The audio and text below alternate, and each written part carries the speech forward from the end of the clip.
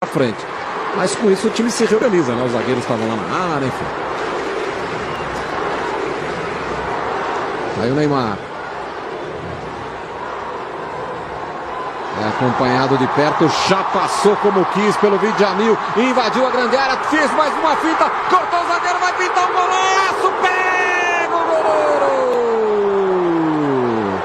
כאילו בועט לרחוק, איזה יופי, משהו טוב, טוב, ממש ממש טוב, בישול הפנתיאון של נאמר.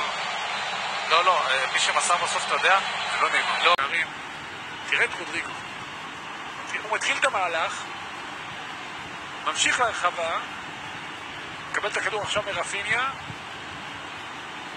עושה חילופי רגליים ונאמר הפעם, ככה בועטים פנדל, לא נכון, אחד, חלה לפינה, הוא גם עושה, אתה יודע, הטעיה, אגב, יש בו פנדל, יש בו עבירה. אני צעקתי.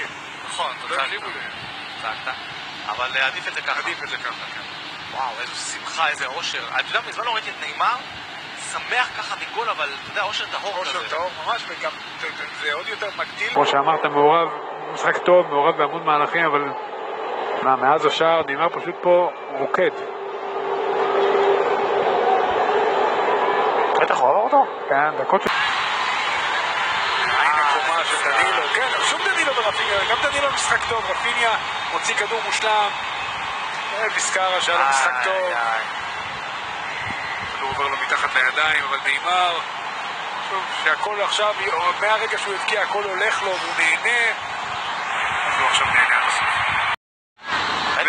זה האיש לנסות איתו, רודריגו.